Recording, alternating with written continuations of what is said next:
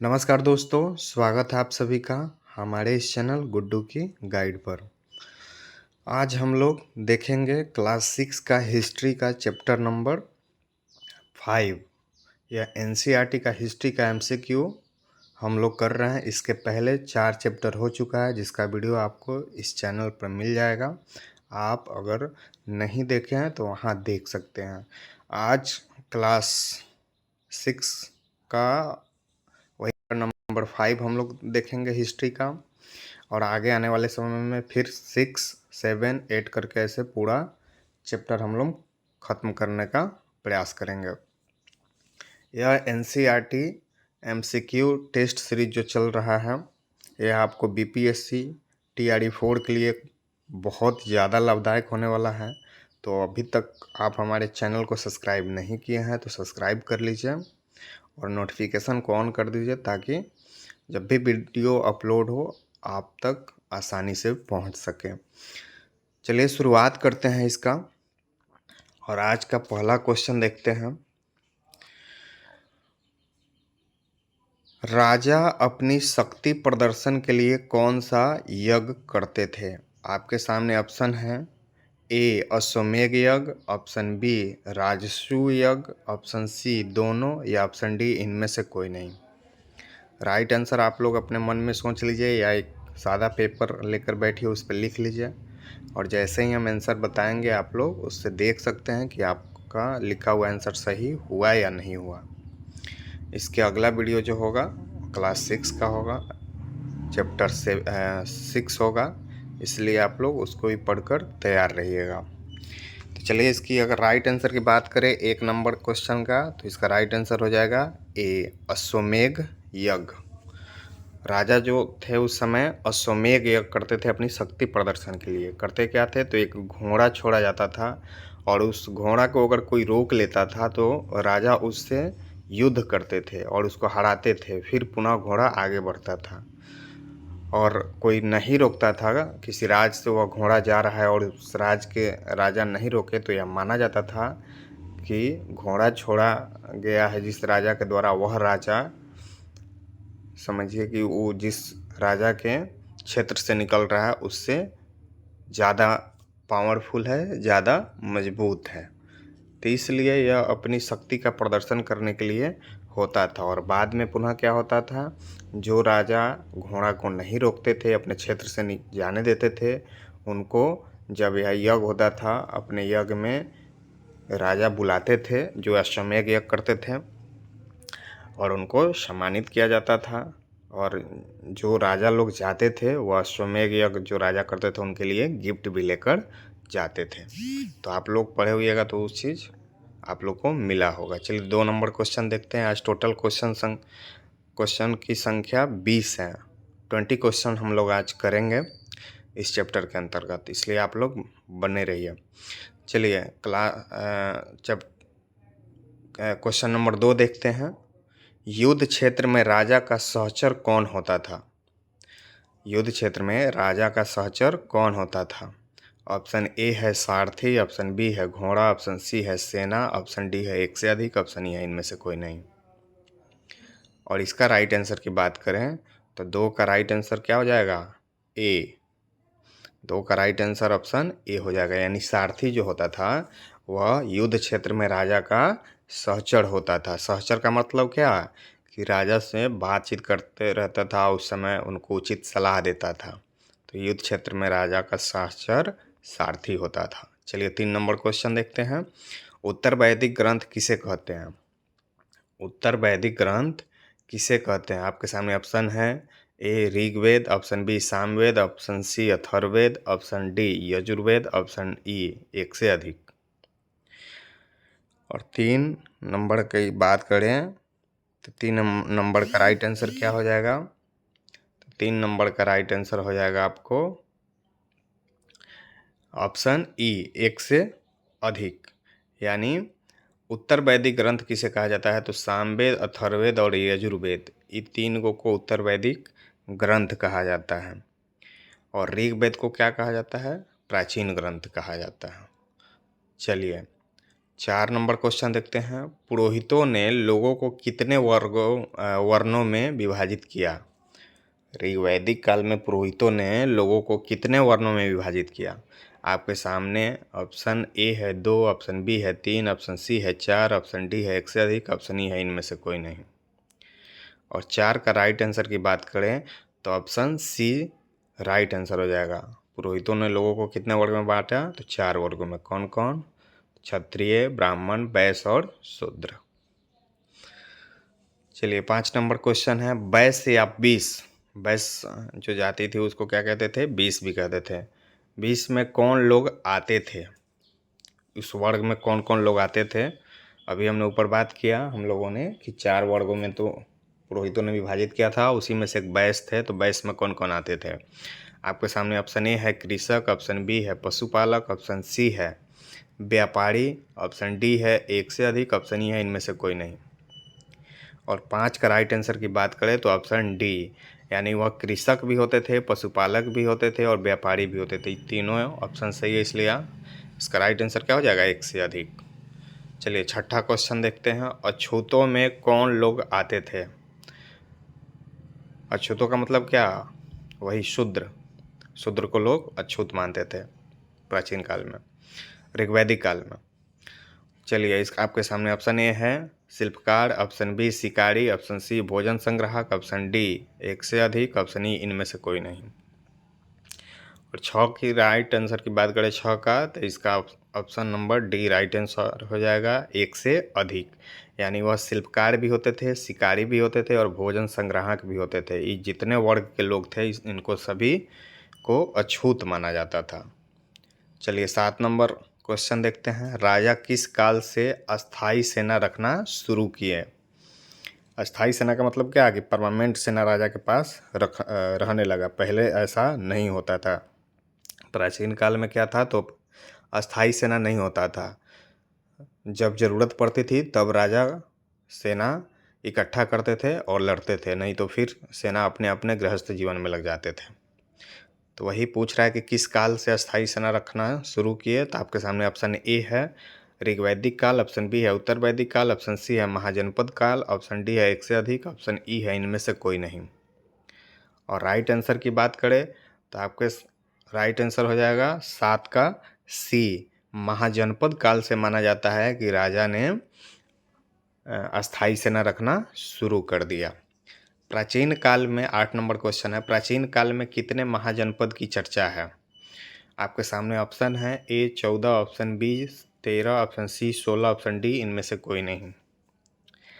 और 8 का right answer की बात करें तो ऑप्शन सी इसका राइट आंसर हो जाएगा, यानी हमें 16 महाजनपद की चर्चा मिलती है। चलिए डबल 8 नंबर क्वेश्चन हो गया है, तो ये भी 8 ही नंबर क्वेश्चन काउंट होगा। चलिए इसको देखते हैं। महाजनपद काल में कर उपज का कितना भाग होता था? तो ऑप्शन ए है 1/6 भाग, या ऑप्शन बी है 1/4, या ऑप्शन सी है 1/8, या ऑप्शन डी है 1 से अधिक, या ऑप्शन ई है इनमें से कोई नहीं। तो 8 नंबर का राइट आंसर आप लोग बताइएगा। और 8 का राइट आंसर क्या हो जाएगा? ऑप्शन ए 1/6 महाजनपद काल में कर होता था। 9 नंबर क्वेश्चन देखिए। कर को क्या कहा जाता था? आपके सामने ऑप्शन ए है भाग, ऑप्शन बी है टैक्स, ऑप्शन सी है रंगदारी, ऑप्शन डी है 1 से अधिक, ऑप्शन ई है इनमें से कोई नहीं। और 9 नंबर की क्वेश्चन का बात करें सही आंसर का, तो इसका आंसर हो जाएगा ए भाग। अभी हमने ऊपर भाग भाग करके बता रहा था, तो आप लोग वहाँ से भी नोटिस कर सकते थे। कर को उस समय भाग कहा जाता था।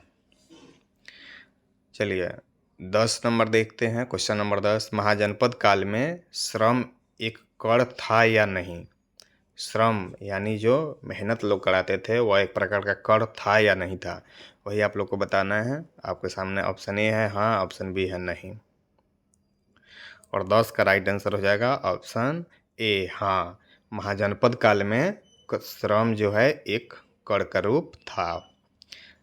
11 नंबर क्वेश्चन कह रहा है कि किस काल में हल के फाल लोहे का बनने लगा? पहले हल का फाल जो था वो लकड़ी का होता था, बाद में लोहा का बनना शुरू हुआ। तो इस किस काल की बात है? ऋग्वैदिक काल, उत्तर वैदिक काल, महाजनपद काल, या एक से अधिक, या इनमें से कोई नहीं। तो 11 नंबर का राइट आंसर की बात करें तो ऑप्शन सी, महाजनपद काल से हल के जो फाल हैं वह लोहा का बनना स्टार्ट हो गए थे। चलिए 12 नंबर क्वेश्चन देखते हैं। धान को रोपना किस काल में शुरू हुई? तो धान को रोपना किस काल में शुरू हुई? आपके सामने ऑप्शन ए है ऋग्वैदिक काल, ऑप्शन बी है उत्तर वैदिक, ऑप्शन सी है महाजनपद काल, ऑप्शन डी है एक से अधिक, ऑप्शन ई है इनमें से कोई नहीं। और 12 नंबर का राइट आंसर की बात करें तो ऑप्शन सी हो जाएगा इसका राइट आंसर। महाजनपद काल में ही धान रोपना शुरू हुआ। यानी धान रोपना हो या लोहा के हल की बात करें फाल की, तो ये दोनों महाजनपद काल से ही शुरुआत होती है। 13 नंबर क्वेश्चन देखते हैं। कौन सी नदी मगध से होकर बहती थी? आपके सामने ऑप्शन ए है गंगा, ऑप्शन बी है सोन, ऑप्शन सी है काली, ऑप्शन डी है एक से अधिक, ऑप्शन ई है इनमें से कोई नहीं। 13 नंबर का राइट आंसर की बात करें तो इसका आंसर हो जाएगा ऑप्शन डी, एक से अधिक। यानी गंगा भी और सोन भी, ये दोनों ऐसी नदियां हैं जो मगध से होकर बहती थी। इसीलिए मगध को बहुत ज़्यादा संसाधन मिल जाता था, चाहे लकड़ी हो या सेना में रखने के लिए हाथी वगैरह हो, ये सब जंगल से प्राप्त हो जाता था। क्योंकि अगर यह नदी के किनारे था तो आसपास का क्षेत्र काफ़ी हरा भरा रहता था, जिससे जंगल को जो भी होते थे उन्हें भी बहुत ज़्यादा लाभ पहुंचता था इस नदी के द्वारा। 14 नंबर क्वेश्चन देखते हैं। सिकंदर कहाँ का शासक था? आपके सामने ऑप्शन ए है मेसोडोनिया, ऑप्शन बी है हयात, ऑप्शन सी है बेबीलोन, ऑप्शन डी है एक से अधिक, ऑप्शन ई है इनमें से कोई नहीं। और 14 का राइट आंसर की बात करें तो ऑप्शन ए हो जाएगा इसका राइट आंसर, मेसोडोनिया। सिकंदर कहाँ का शासक था? मेसोडोनिया का। 15 नंबर क्वेश्चन कह रहा है कि सिकंदर के सेना ने किस नदी को पार करने से मना कर दिया था? आपके सामने ऑप्शन ए है सोन नदी को, ऑप्शन बी है गंगा नदी को, ऑप्शन सी है ब्यास नदी को, ऑप्शन डी है झेलम नदी को, या ऑप्शन ई है इनमें से कोई नहीं। 15 की राइट आंसर की बात करें तो ऑप्शन सी हो जाएगा राइट, यानी ब्यास नदी को पार करने से सिकंदर की सेना ने मना कर दिया था। क्योंकि उसको कहीं ना कहीं पता लग गया था कि भारत में जो है मगध जो साम्राज्य है वो काफ़ी शक्तिशाली है और वहाँ हम लोग टिक नहीं पाएंगे, इसलिए सेना ने ही मना कर दिया। नतीजा सिकंदर वहीं से वापस लौट गया। 16 नंबर क्वेश्चन कह रहा है बिहार की कौन सी महाजनपद गणतंत्र थी? आपके सामने ऑप्शन ए है मगध, ऑप्शन बी है चंपा अंग देश का ही माने अंग महाजनपद का ही राजधानी चंपा हुआ करती थी, ऑप्शन सी है वज्जी, ऑप्शन डी है एक से अधिक, या ऑप्शन ई है इनमें से कोई नहीं। और 16 की राइट आंसर की बात करें तो इसका राइट आंसर क्या हो जाएगा? ऑप्शन सी, वजी जो हुआ करता था वह उस समय गणतंत्र होता था। यानी गणतंत्र का अर्थ क्या? उस समय भी इस महाजनपद के जो राजा होते थे वो चुने हुए राजा होते थे। और एक ख़ास बात यह थी कि इसमें जितने भी सदस्य थे इस मंत्रिमंडल में सभी को राजा ही कहा जाता था। यह एक कॉमन चीज़ थी वजी गणतंत्र में। इसको गण या संघ भी कहा जाता था। और वजी की राजधानी कहाँ थी? तो वैशाली। चलिए क्वेश्चन नंबर 17 देखते हैं। 16 हो गया, क्वेश्चन नंबर 17। वजी संघ का वर्णन किस ग्रंथ में है? आपके सामने ऑप्शन ए है दीर्घ निकाय जो बौद्ध ग्रंथ से संबंधित है, या ऑप्शन बी अगुंतर निकाय, या ऑप्शन सी भगवती सूत्र, या ऑप्शन डी एक से अधिक, या ऑप्शन ई इनमें से कोई नहीं। और 17 की राइट आंसर की बात करें तो इसका राइट आंसर ए हो जाएगा दीर्घ निकाय जो बौद्ध ग्रंथ से संबंधित है, उसी में वज्जी संघ का वर्णन मिलता है। यह सेशन आप लोग के लिए काफ़ी लाभदायक होने वाला है, क्योंकि जो चैप्टर होता है उसको एक एक लाइन से एमसीक्यू बनाया जाता है, ताकि आपका कोई भी इम्पोर्टेंट फैक्ट जो होता है उस चैप्टर में, उस बुक में, वह नहीं छूट पाए और आपको पुनः दोबारा पढ़ने की आवश्यकता ना पड़े। इसलिए इसको पूरा देखा कीजिए, काफ़ी लाभदायक होगा, चाहे आप किसी भी एग्ज़ाम की तैयारी कर रहे हैं उसके लिए, और ख़ास करके टीआरई के लिए तो यह स्पेशल है ही। 18 नंबर क्वेश्चन देखते हैं। अजात शत्रु ने अपने किस मंत्री को बुद्ध के पास सलाह के लिए भेजा था?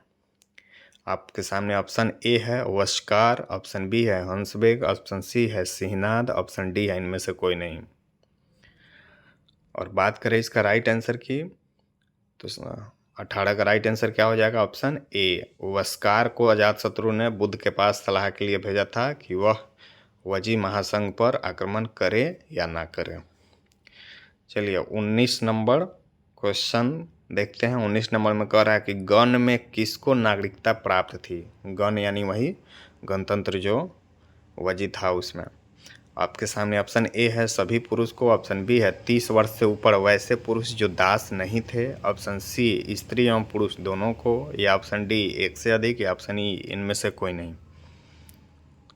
और 19 का राइट आंसर की बात करें तो 19 का राइट आंसर आपको क्या हो जाएगा? ऑप्शन बी, यानी 30 वर्ष से ऊपर जो भी पुरुष थे जो दास के रूप में नहीं थे, उन सभी को वजी जो गण में था उसमें उनको सदस्यता कह लीजिए या नागरिकता कह लीजिए प्राप्त थी। महिलाओं को नागरिकता प्राप्त नहीं थी, या दास को भी नागरिकता प्राप्त नहीं थी, या जिसकी उम्र 30 वर्ष नहीं पूरी है उसकी भी नागरिकता प्राप्त नहीं थी।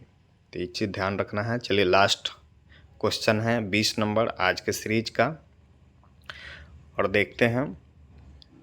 20 नंबर क्वेश्चन कह रहा है कि गण अथवा संघ से कौन संबंधित नहीं थे? क्या बुद्ध नहीं थे, या ऑप्शन बी है महावीर नहीं थे, या ऑप्शन सी है उपगुप्त नहीं थे, या ऑप्शन डी है एक से अधिक, या ऑप्शन ई है इनमें से कोई नहीं। और 20 का राइट आंसर क्या हो जाएगा? तो 20 का राइट आंसर हो जाएगा ऑप्शन सी उपगुप्त। उपगुप्त जो है वह गण या संघ से संबंधित नहीं थे। बाकी जो दो ऑप्शन है बुद्ध और महावीर, ये दोनों लोग गण से संबंधित थे। तो यह आज क्वेश्चन नंबर 5 का पूरा MCQ रहा। इसका नेक्स्ट वीडियो में चैप्टर 6 का होगा, इसलिए आप सभी पढ़कर उसको तैयार रखिएगा। क्लास 6 का हिस्ट्री का चैप्टर 6 NCERT का। और मिलते हैं फिर नेक्स्ट वीडियो में। अगर आप मेरे चैनल पर नए हैं तो चैनल को सब्सक्राइब ज़रूर कर लीजिएगा और नोटिफिकेशन को ऑन ज़रूर कर लीजिएगा। चलिए मिलते हैं नेक्स्ट वीडियो में, तब तक के लिए जय हिंद।